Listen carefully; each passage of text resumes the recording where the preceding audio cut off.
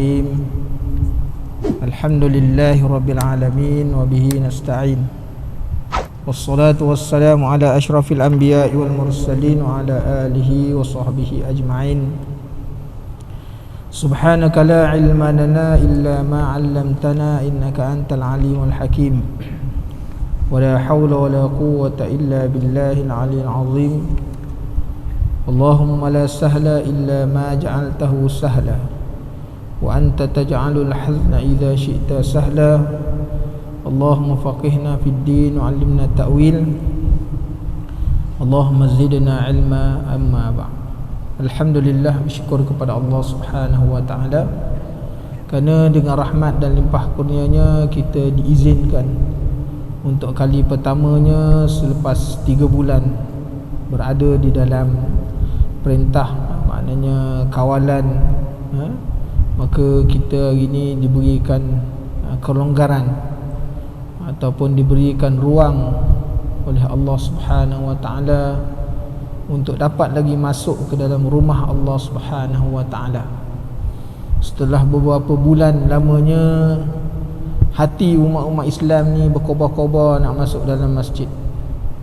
Dan hari ini Jumaat yang pertama yang kita melihat lempahan, walaupun ditetapkan oleh pihak yang berwajib cuma 250 orang ya, tapi sampai keluar-luar semayang, punya semangat kan. Jadi nak jawab besok minggu depan, nak jawab dalam mesyuarat tu macam mana pula tu. Tapi itulah dia keadaannya. Umat Islam ni orang yang beriman.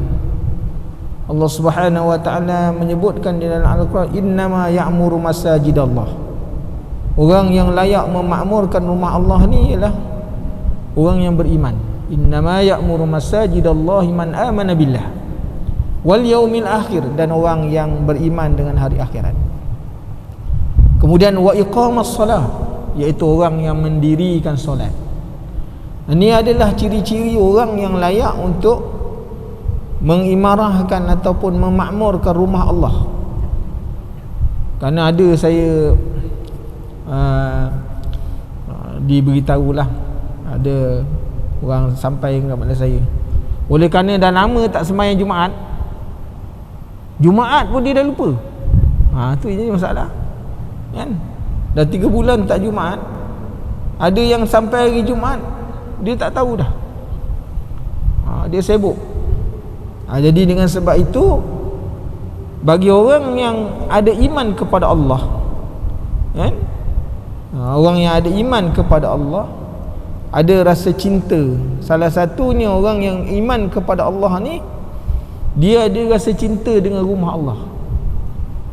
Itu sebabnya disebut di dalam hadis Rasulullah sallallahu alaihi wasallam, di antara sab'ul mubabiqat, iaitu 7 golongan orang yang diberikan perlindungan Allah Ta'ala pada hari yang tidak ada perlindungan, maknanya rajulun qalbuhu ta'allaqum fil masajid, iaitu orang lelaki yang hatinya cinta kepada masjid. Dia keluar masjid fikir bila boleh sampai lagi, ni subuh ni kan boleh sampai tidak kan. Masuk je waktu ni, duduk semayang, bila lagi nak semayang. Ini tanda-tanda, ciri-ciri yang disebutkan oleh baginda Rasulullah sallallahu alaihi wasallam, iaitu orang yang ada di dalam hatinya rasa cinta kepada rumah Allah Subhanahu wa taala. Dan dalam satu riwayat yang lain menyebutkan bahawa kalau kamu nak melihat ciri-ciri atau tanda-tanda orang soleh, nak melihat tanda-tanda atau ciri-ciri orang soleh, maka mana-mana lelaki yang berulang alik ke masjid, maka saksikanlah ini adalah tanda orang-orang soleh. Ini dia tuan-tuan muslimin dan muslimat yang dirahmati Allah. Jadi ini kita nak melihat kan. Mudah-mudahan apa yang kita nak beritahu pada malam ni tuan-tuan, kita sebagai mukadimah lah, malam ni sebagai mukadimah hanya, bukan nak memulakan kitab ni, nak mukadimah supaya kebenaran yang diberikan oleh pihak berwajib ataupun pihak pemerintah atau badan-badan yang berautoriti untuk kita datang ke rumah Allah Subhanahu wa taala ini, jangan kita salah gunakan. Kerana ini merupakan nikmat Allah. Ini nikmat Allah ya taala yang kita patut syukuri. Setelah lama kita tak dapat berimam berjamaah di rumah Allah Subhanahu wa taala, kita berjemaah kat rumah je kan. Bila kita ke jemaah di rumah ni, macam-macam hal ditunjukkan dalam WhatsApp kan. Sampai cucu masuk dalam kain pun ada. Jadi macam-macam hal. Jadi dengan sebab itu tuan-tuan muslimin dan muslimat yang dirahmati Allah, bila kita ni diberi peluang, kerana ini sebagai satu nikmat Allah Ta'ala beri pada kita. Jadi dengan sebab itu segala SOP yang telah ditetapkan oleh pihak berwajib ataupun pihak pemerintah atau badan-badan yang berautoriti kepada kita ni, kita ikutlah. Jangan kata ini pun tak boleh buat, jangan. Kan? Kerana itu bila kita diberi ruang ni, jangan kita menjadi seperti mana orang-orang Bani Israel. Bila disuruh satu melakukan satu, dia tanya banyak.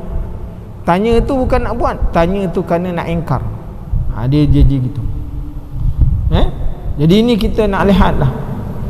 Jadi tuan-tuan muslimin dan muslimat yang dirahmati Allah, solat berjamaah ni kita akan buka secara maknanya resminya pada hari Isnin ni. Maknanya setiap waktu orang boleh datang berjamaah, tapi kena mengikut SOP yang telah ditetapkan setiap waktu. Sehinggalah maknanya kita diberikan maknanya kata putus oleh pihak berwajib bahawa datang ke masjid tak ada lagi pantang dia, tak ada lagi syarat yang dikenakan.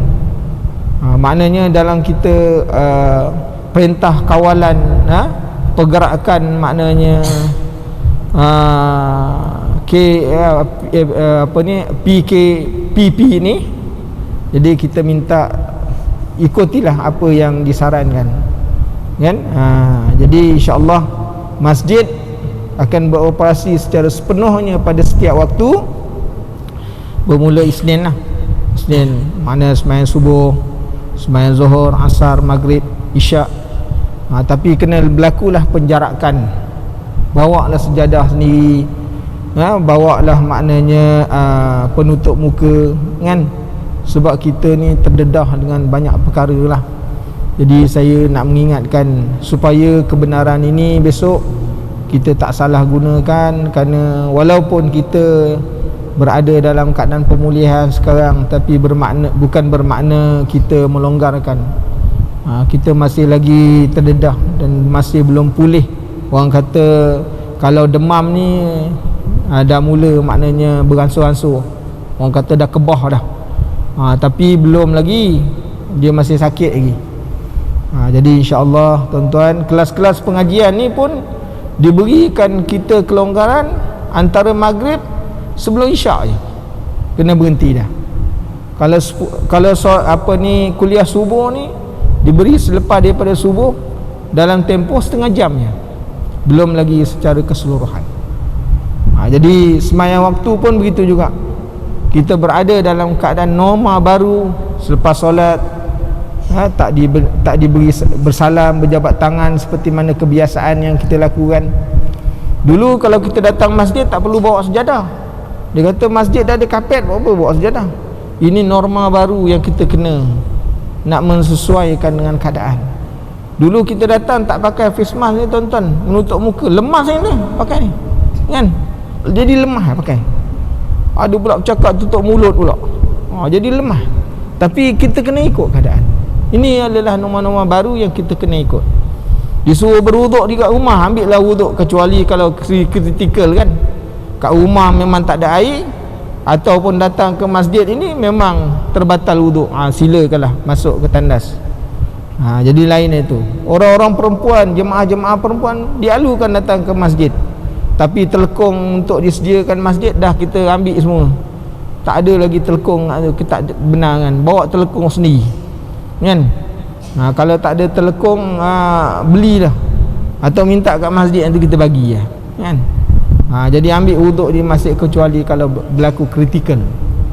Jadi supaya nikmat yang Allah Ta'ala beri ni sepanjang untuk akan datang ni, semayang waktu, semayang Jumaat, kelas-kelas pengajian yang dah boleh nak kita laksanakan, insya-Allah akan dapat secara berterusan, sehingga maknanya Allah Ta'ala mengangkat wabak yang ada pada kita pada waktu ni, insya-Allah. Jadi tuan-tuan muslimin dan muslimat yang dirahmati Allah, jadi subuh tadi adalah 2-3 orang, sebenarnya belum lagi tapi dah datang kan, kita benarkanlah masuk.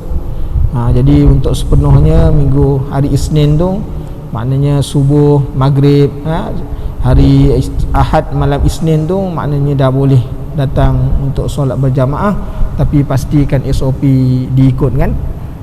Jadi kita minta harapan kita kepada masyarakat dan kepada para jamaah yang nak datang masjid, tolong sampaikan supaya dia tidak maknanya menjadi satu masalah yang lain pula. Jadi tuan-tuan muslimin dan muslimat yang dirahmati Allah, jadi umur kanak-kanak umur 12 tahun, bawah 12 tahun jangan bawa datang masjid. Begitu juga orang kalau dalam syarat yang telah lalu umur 70 tahun ke atas tak boleh datang. Tapi kita tengok rata-rata ni semua yang dah 7 series kan, dah. Tapi nak buat macam yang 7 series lagi banyak daripada 5 series kan.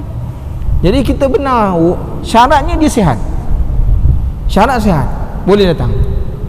Dulu waktu sebelum ni memang tak dibenarkan langsung, umur 70 tahun ke atas tak boleh datang masjid. Tapi ada kelonggaran, bila sihat umur 70 tahun ke atas sihat, alhan wa sahlan boleh datang, kita benarkan datang masjid.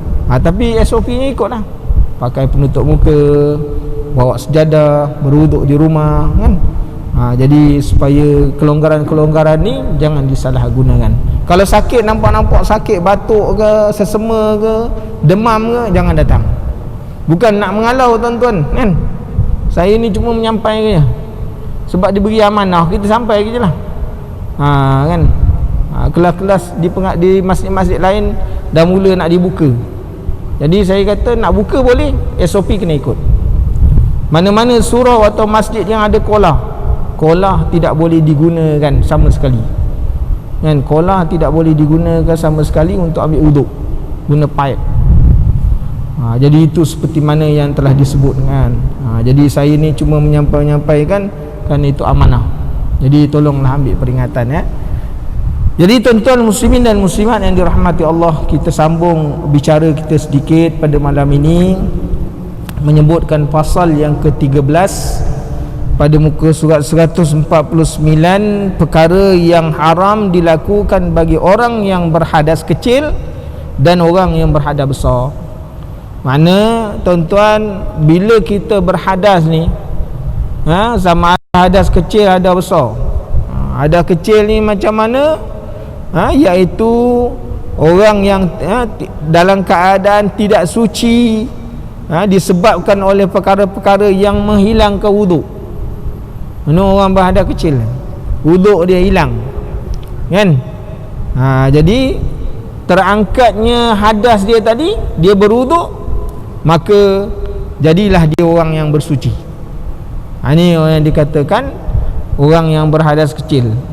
Maknanya dia jadi tak suci tadi dengan sebab maknanya hilang dia punya, terbatal wuduk dia dengan sebab-sebab yang tertentu. Jadi tuan-tuan muslimin dan muslimat yang dirahmati Allah, adapun orang yang berhadas besar ni ialah orang yang terangkatnya hadas ini tadi dengan sebab mewajibkan mandi. Mana kalau dia berwuduk, dia ada air semayang, air semayang dia tu tak batal, tapi dia tak boleh semayang, melainkan dia kena wajib mandi baru dia boleh semayang. Air semayang tak batal. Sebab apa? Sebab keluar salah satu tadi, sama ada air maninya, air mani yang keluar yang tidak didahulu oleh air mazi. Kerana air mani bukan najis, air mazi itu najis. Makna kalau sekiranya orang berhadas besar, dia dahulu dengan keluar air mazi, maka wuduk dia batal. Kalau sekiranya dia berhadas besar, keluar air mani, air mazi tak keluar, maka wuduk dia tak batal. Tapi adakah dia boleh semayang? Tak boleh semayang. Wuduk tak batal, tapi tak boleh semayang kerana dia berhadas besar, wajib mandi dulu. Kerana terangkatnya hadas besar tu tadi dengan mewajibkan kepada mandi. Jadi tuan-tuan muslimin dan muslimat yang dirahmati Allah, maka disebutkan oleh pengarang kitab kita ni, kitab Safiyatul Najah, menyebutkan, dia kata faslun, ini satu fasal, man intaqada wudu'uhu haramun alaihi arba'atu asya'a, as-salatu wat-tawafu wa masahul mushafi wa hamluhu. Maknanya satu fasal menerangkan tentang apa? Tentang orang yang maknanya batal wuduknya, haram atas dia kepada 4 perkara. Maknanya bila batal wuduk dia, pada dia tak boleh melakukan 4 perkara. Yang pertamanya solat. Solat tak boleh orang batal wuduk, kan? Orang yang batal wuduk tidak boleh mendirikan solat, sama ada solat itu sunat ataupun solat fardu. Tak boleh sama sekali dia melakukan. Termasuk di dalam perkara yang ada kaitan dengan perbuatan solat. Contohnya sujud tilawah. Dia sujud je, dia bukan semayang sujud tilawah tak. Dia cuma sebahagian, satu juzuk daripada perbuatan solat. Yang dikatakan sujud tilawah, semua sujud je, angkat takbir, kemudian terus sujud, beri salam, dah, itu je. Dia bukan semayang, tapi ada satu juzuk daripada perbuatan. Satu juzuk daripada perbuatan solat tu ada. Apa dia? Dia sujud.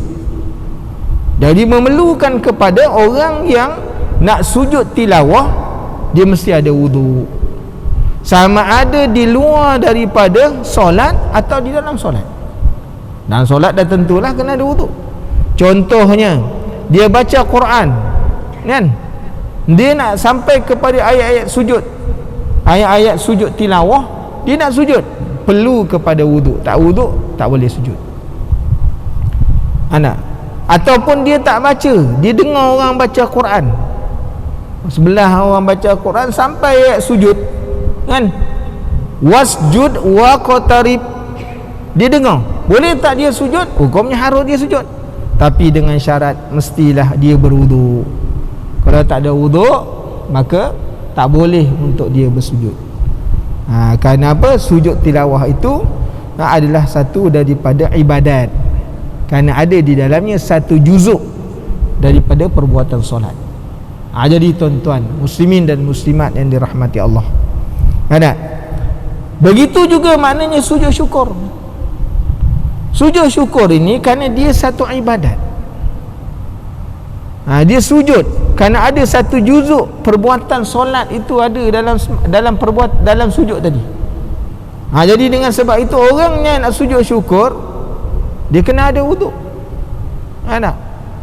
Jadi tuan-tuan muslimin dan muslimat yang dirahmati Allah, kalau kita pergi negara Arab ni, orang main bola masuk gol pun sujud. Dia lain kan. Tengok pergi Mesir, orang main bola gol aja, yang tendang masuk gol sujud terus. Bola masuk gol sujud, kan? Kita ni Allah Ta'ala bagi sihat, tak sujud-sujud kita. Orang tu main bola je masuk gol, kan? Sujud je tu, kerana bola boleh lepas masuk gol. Kita hari ni Allah Ta'ala bagi sihat, boleh masuk masjid, alhamdulillah. Orang dah lama tak sembahyang Jumaat, tiba-tiba hari ni dapat Jumaat, Allah syukur, sujud syukur. Tak ada, kan? Tak ada dia nak sujud syukurnya. Orang baca khutbah, dia main game kat bawah. Kita tengok dalam gambar tu, semua yang duduk tengok ni, ada yang tukar ambil main game, main handphone. Tak? Jadi tuan-tuan muslimin dan muslimat yang dirahmati Allah, kan? Nilai ke nilai itu kita nak kena faham dah. Termasuk maknanya orang yang maknanya hendak dilarang ketika mana mereka ni tidak ada wuduk ataupun orang yang berhadas ini, termasuk khutbah, membaca khutbah, khutbah Jumaat lah.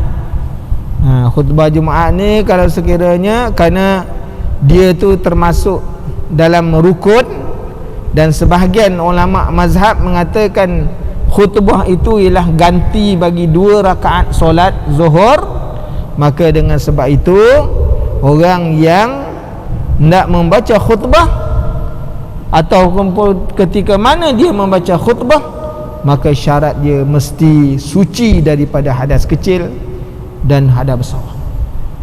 Tidak kalau dia baca khutbah tak dalam keadaan berhadas, maka sembahyang Jumaatnya tidak sah, kan? Sembahyang Jumaatnya tak sah. Kerana apa? Kerana khutbah itu sebahagian daripada solat, sebahagian daripada perkara yang menentukan akan sah solatnya, solat Jumaat tadi. Jadi orang yang sembahyang Jumaat, kalau sekiranya khatibnya terbatal tapi dia baca khutbah dalam keadaan terbatal tadi, maka sembahyang Jumaat tak sah, kan? Sembahyang Jumaatnya tak sah, kena diulang balik. Itu sebabnya dalam masalah-masalah ni dia banyaklah hukum-hukum fiqh akan timbul.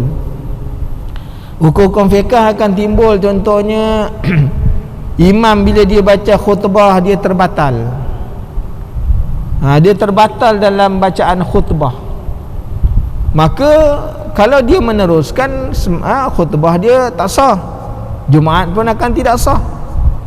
Di sana akan menjadikan ada hukum-hukum fiqh timbul, dinamakan dia istikhlaf di dalam khutbah. Istikhlaf dalam khutbah ni, pak imam bila dia batal, khatib dia batal baca khutbah, siapa yang nak gantikan? Siapa orang yang boleh menggantikan untuk imam yang telah batal tadi? Maka wujudlah satu hukum dinamakan istikhlaf di dalam khutbah. Dan orang yang nak bergantikan pak imam bila khutbah, dia baca khutbah dia terbatal tadi dengan sebab berhadas, nak sambung daripada awal balik ke, nak baca daripada awal ke, atau sambung aja? Ini akan jadi hukum di sana. Dinamakan dia hukum istikhlaf di dalam khutbah. Macam mana nak ganti, macam mana? Boleh main sambung aja, ataupun orang yang ganti tu kena baca balik rukun-rukun yang awal. Maka di sana para ulama mengatakan, apabila berlakunya istikhlaf di dalam khutbah dengan sebab tadi imam tadi terbatal, orang yang nak ganti tu sekiranya dia nak menyambung bacaan khutbah dengan syarat dia mendengar rukun daripada awal. Rukun daripada awal tu dia dengar. Apa dia rukun? Alhamdulillah, tu satu. Yang keduanya selawat bagi Rasul, dua. Yang ketiganya apa? Wasiat ittaqullah. Dia dah dengar dah. Jangan dia tidur mula je imam Alhamdulillah, dah tak ada dah.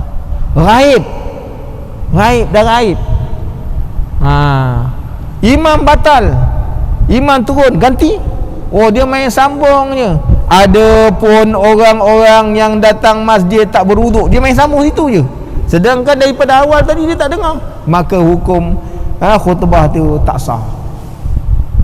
Jadi tuan-tuan muslimin dan muslimat yang dirahmati Allah, dia tak dengar, dia kena ulang daripada awal balik. Rukun, datangkan rukun-rukun, sambung terus. Ada pun orang yang mendengar, dia nak sambung, dia boleh sambung. Dia dah dengar rukun, dia sambung je. Ini dia tuan-tuan akan menerbitkan hukum dengan sebab tak ada wuduk ni tadi. Kan? Dia hukumnya ada banyak, dalam banyak benda lah, dalam banyak perkara. Jadi dia bersangkut-sangkut lah. Bersangkut dengan banyak banyak perkara tuan-tuan, muslimin dan muslimat yang dirahmati Allah. Jadi solat yang tadi, orang yang berhadap besar, berhadap kecil, maka tak boleh kepada dia ni, maknanya untuk mendirikan sama ada sembahyang fardu, sunat, solat jenazah.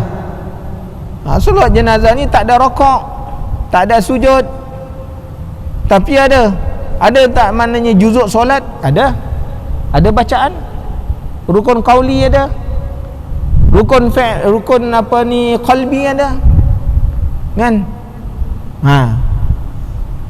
Rokok tak ada, sujud tak ada. Jadi tuan-tuan, muslimin dan muslimat kena ada juga wuduk, kerana dia sebahagian daripada solat, kan? Kerana ada juzuk tu, kena ada solat, dia kena ada wuduk. Tak ada wuduk tak boleh, kan? Jadi ada juga maknanya orang yang solat jenazah ni dia ada hukum. Contohnya tadi dia datang, imam dah takbir yang ketiga, dia angkat takbir yang keempat, sedangkan dia baru satu takbir, dia boleh kena menambah takbir, dia kena tambah supaya takbir tu jumlahnya 4 takbir.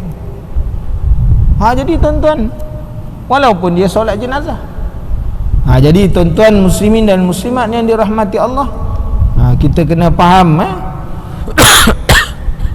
kena memahami apa dia maksudnya tadi dalam masalah yang pertama.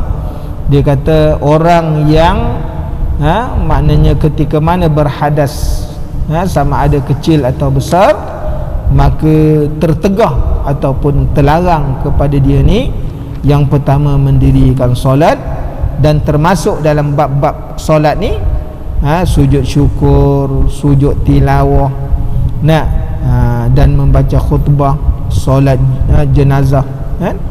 Itu semua adalah terlarang, tuan-tuan, muslimin dan muslimat yang dirahmati Allah. Supaya kita fahamlah, tuan-tuan, itu dia maknanya orang yang tadi dengan sebab berhadas tadi.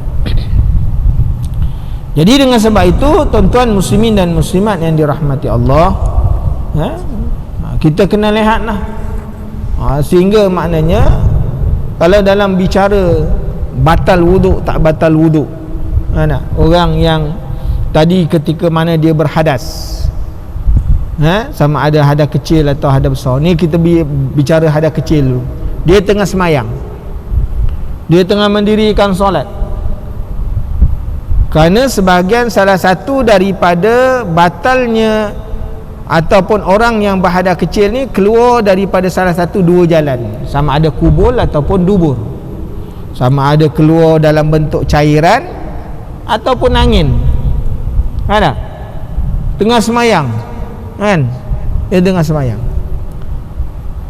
Tuan-tuan, kita ni kalau tengah semayang, Rasulullah sallallahu alaihi wasallam menyebutkan la tansiru, mana jangan kamu berpindah, kan? La tansarif fi salati hatta yasma'u sautan au yatlu rihan yakhruju rihan. Jangan kita berhenti semayang sehingga maknanya kita ni mendengar bunyi. Ada mendengar bunyi, maknanya yasma'u sautan, kena dengar, dia bunyi itu, itu dah tentulah kentut dah tu, kan? Dengar bunyi tapi dia buat tak tahu je dia semayang, maka batas semayang dia. Ataupun yakhruju rihan, keluar angin, keluar, kan? Dia rasa keluar daripada dubur dia, ada, maka berhenti lah, kerana batal lah semayang. Tapi kalau setakat-setakat keluar tak keluar, jangan, itu syaitan itu.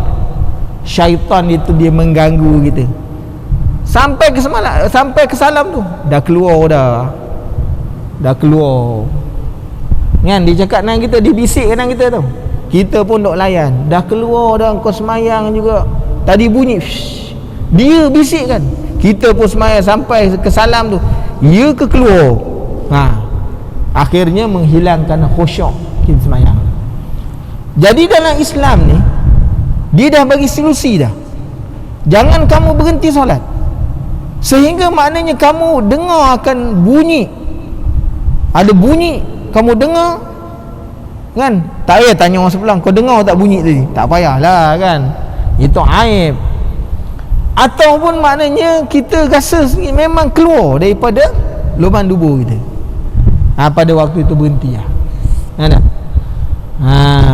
Jadi maknanya orang yang semayang ketika mana ada taraddud dalam dia tu, perasaan wah-wah tu, kalau dia rasa yakin keluar, berhenti. Kalau tak ada makna dalam dua keadaan tadi, teruskan. Pada waktu itu syaitan akan menangis kan, kerana apa? Tidak dapat menipu daya anak Adam.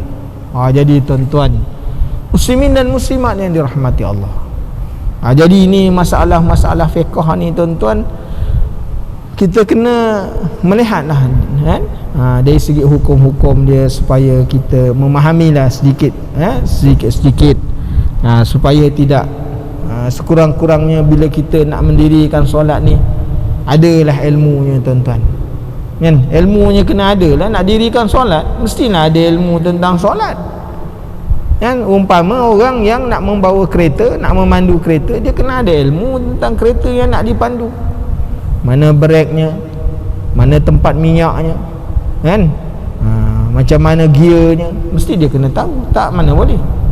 Jadi tuan-tuan muslimin dan muslimat yang dirahmati Allah, tambih-tambih itu kita tinggalkan dulu. Okay. Yang keduanya tawaf, yang keduanya daripada larangan orang yang berhadas, sama ada kecil atau besar ni tuan-tuan, iaitu orang yang dilarang tawaf. Tawaf ni memerlukan kepada orang yang suci daripada hadas, sama ada hadas kecil atau besar-besar. Sa'i tak perlu.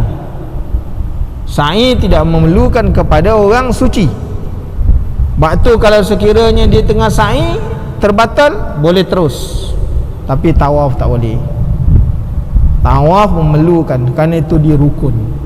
Syarat sah bagi tawaf mesti suci. Jadi tuan-tuan muslimin dan muslimat yang dirahmati Allah, kerana apa? Kerana tawaf itu dikiaskan dia kepada solat kan, dikiaskan dia kepada solat. Jadi mana kena perlu kepada hadas, kepada suci daripada hadas. Cuma keadaannya kalau sekiranya orang tawaf, dia tadi perlu kepada hadas kecil, bersih daripada hadas kecil, suci daripada hadas kecil. Cuma di sana ada beberapa hukum lah. Sekarang ni kita tawaf, tahun ni kita orang-orang yang telah mendapat maknanya panggilan haji, tidak diizinkan. Tuan-tuan, Allah Ta'ala tak mengizinkan kerana Allah Ta'ala tidak mengkehendaki. Walaupun tuan-tuan dah dapat panggilan dah. Ini semuanya atas kehendak Allah. Jangan salahkan siapa tuan-tuan kan? Tuan-tuan jangan salahkan siapa-siapa. Kenapalah tahun ni haji tak ada pula kan? Kalau nak mati juga. Jangan tuan-tuan, kerana ini semua berlaku di atas kehendak Allah Ta'ala. Wa makaru wa makarallah wallahu khairul makirin. Berlaku di atas kehendak Allah kan? Kerana Allah tidak mengizinkan kepada kita untuk melakukan haji pada tahun ini. Jadi dengan sebab itu mereka tak boleh pergi, kerana Allah Ta'ala tak berkehendak kita jadi tetamu dia lah. Sebab tu haji tahun ni dia tidak dibolehkan. Ada pun orang yang boleh pergi kerana Allah Ta'ala mengkehendak kepada dia untuk jadi tetamu. Kerana orang yang menunaikan haji ini tuan-tuan, disebut dia sebagai Duyufur Rahman.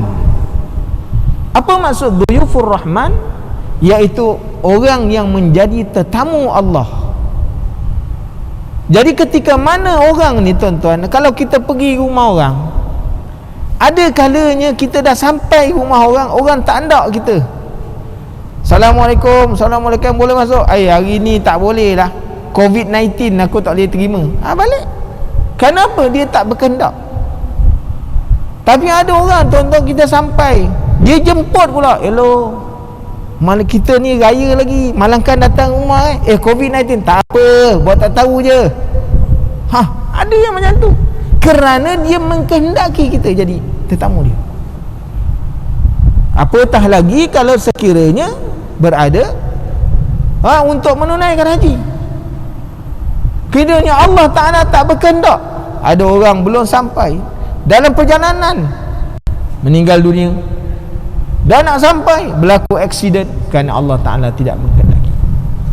Jadi tuan-tuan muslimin dan muslimat yang dirahmati Allah, bila pengumuman dibuat maknanya jemaah haji Malaysia tahun ni tak ada, kita jangan salahkan sesiapa, terima ajalah. Mungkin pada kita tu maknanya asa an takrahu syai'an wa huwa khairul lakum wa asa an tuhibbu syai'an wa huwa syarrul lakum.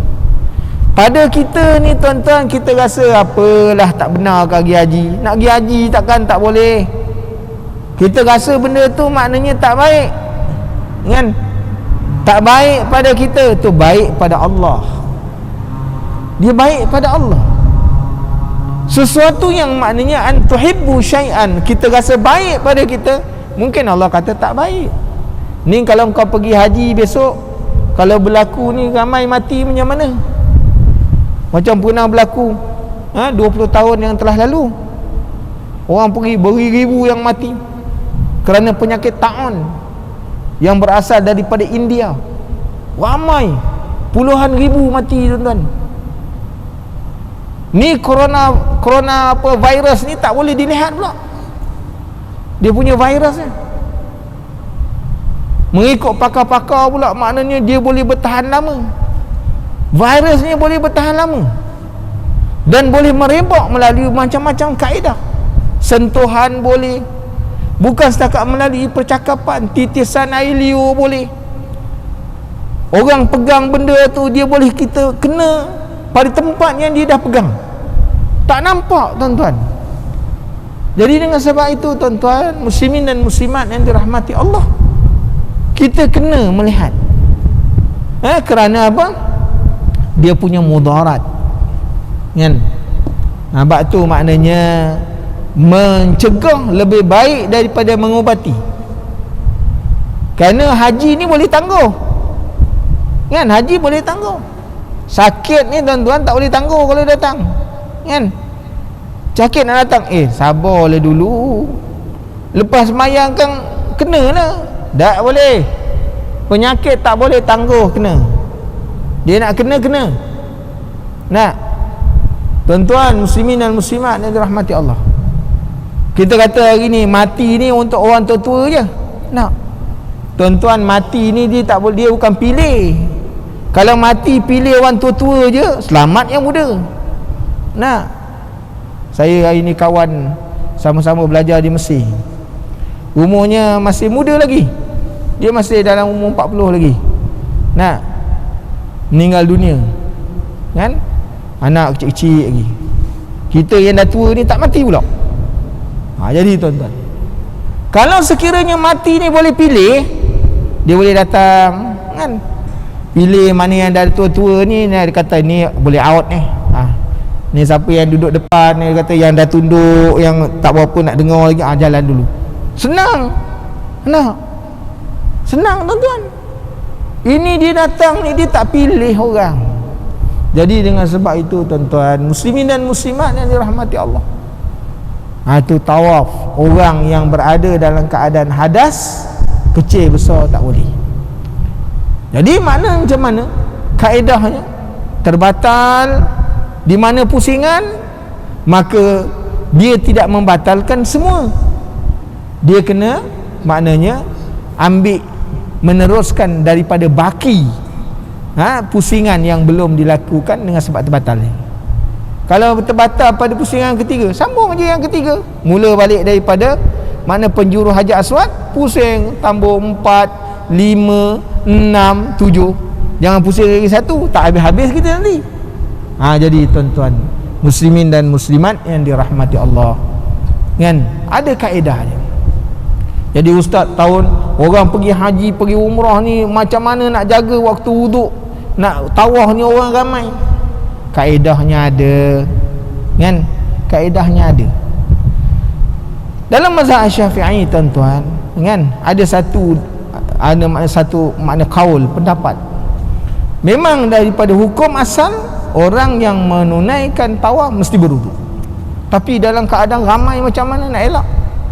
Tak boleh nak jaga. Maka ada satu kaul dalam mazhab Syafi'i, orang yang disentuh tak batal, orang menyentuh batal. Jadi gitu pula. Jadi sini ada rukhsah, ada kelonggaran-kelonggaran. Jadi tuan-tuan, insya-Allah nanti kita sambung lagi bicara kita. Jadi untuk makluman sekali lagi, bahawa masjid, di mana-mana masjid, dia masjid ni nak buka untuk solat jemaah ni, dia bergantung kepada jawatan kuasa sendirilah. Tapi masjid negeri, untuk kita makluman, kita akan mula membuka kepada jemaah-jemaah pada hari Isnin ni, setiap waktu. Dan kita mengharapkan para jemaah mengikut SOP yang telah disediakan, yang kita beritahu tadi, datang kalau boleh ambil wuduk di rumah, menyediakan maknanya penutup muka, bawa awus sejadah, kan, bagi perempuan bawa telekung sendiri dan sebagainya. Mudah-mudahan kita boleh beribadat dengan selesa, dan nikmat ini kita gunakanlah sebaik-baiknya. Sebelum Allah Ta'ala mengangkat nikmat, kan, gunakanlah kesempatan nikmat ini untuk kita boleh beribadat dengan selesa kepada Allah Subhanahu Wa Ta'ala. Aqulu qawli hadza wa astaghfirullahal azim. Assalamualaikum warahmatullahi wabarakatuh. Bismillahirrahmanirrahim. Alhamdulillahi rabbil alamin, wassalatu wassalamu ala asyrafil anbiya'i wal mursalin wa ala alihi wa sahbihi ajma'in. Allahumma inna nas'aluka ilman nafi'a wa rizqan thayyiban wa amalan mutaqabbala. Allahumma faqihna fid din wa 'allimna ta'wil. Subhanakallahumma wa bihamdika asyhadu an la ilaha illa anta astaghfiruka wa atubu ilaik. Subhana rabbika rabbil izzati amma yasifun, wa salamun 'alal mursalin walhamdulillahi rabbil alamin. Barakallahu fikum. Assalamualaikum warahmatullahi wabarakatuh.